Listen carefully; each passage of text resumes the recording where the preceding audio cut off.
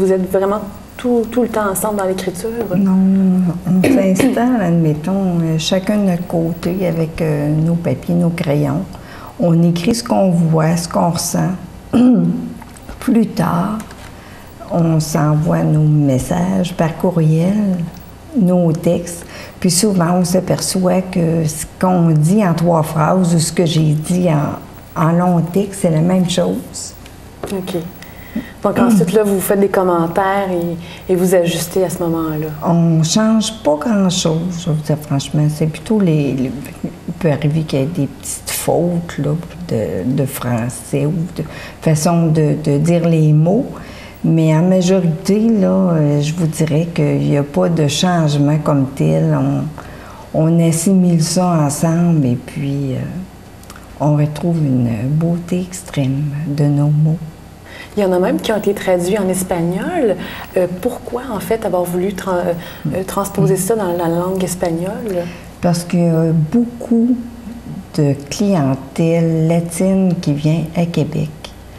Alors, ça peut leur permettre de voir qu'ils sont considérés ici. OK.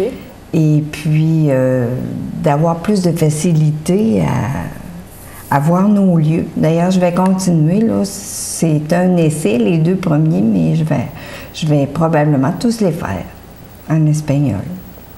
Pour les touristes qui viendront? Oui, pour la clientèle touristique. Est-ce que c'est vous qui prenez les photographies pour illustrer? Bon, je vois qu'il y a plusieurs illustrations dans le recueil. Oui, nous prenons toutes les photographies.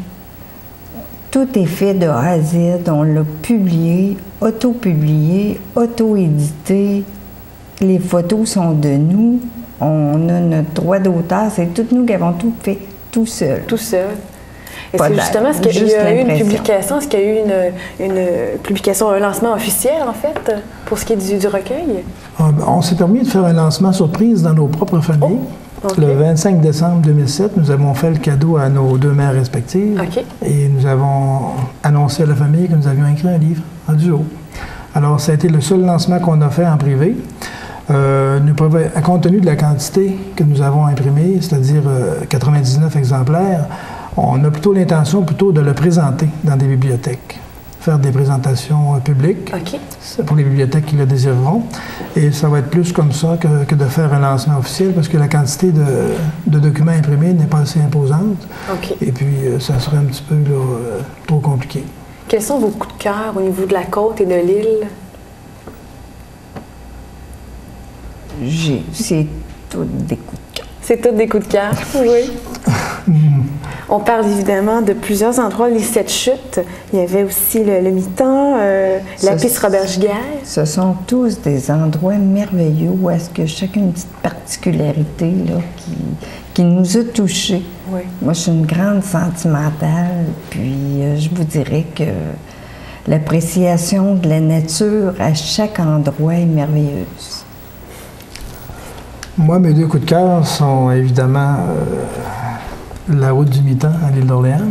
Et j'attirais votre attention aussi sur mon premier poème que j'ai écrit en 2001, sur la rivière Jean-Larose. Jean-Larose.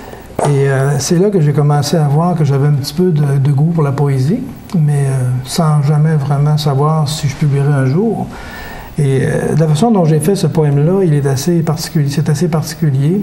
C'est que je longeais la rivière avec mon vélo.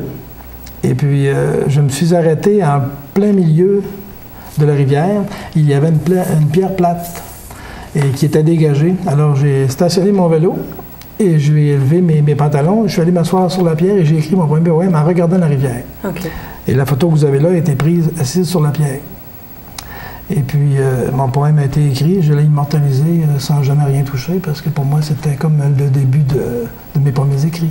Est-ce que c'est possible d'avoir le recueil, de se le procurer, soit par CD-ROM? Je crois qu'il est même sur ce format-là, je crois. Il va être disponible dans plusieurs bibliothèques. C'est parce que c'est un document qui a quand même coûté cher à faire, donc il est assez dispendieux pour monsieur tout le monde de pouvoir l'avoir chez lui. Mais avec la version CD-ROM, ça va être moins dispendieux. C'est sûr qu'on ne l'a pas tout de suite entre les mains, puis il va en avoir dans plusieurs bibliothèques. Vous avez projet, j'entendais parler que vous aviez projet d'aller faire la véloroute des Bleuets au lac Saint-Jean. Est-ce que c'est encore le cas? Oui, c'est un projet actuellement qui est en discussion sur la table, mais il n'y a rien d'officialisé encore. Okay. Et puis, nous sommes en pleine discussion, mais c'est un projet qui nous tient à cœur. On sera heureux d'abord de vos nouvelles. Merci beaucoup. Mais merci à vous. Merci. Dans un instant, la Grande Ferme nous présente les activités pour le temps des sucres. À tout de suite.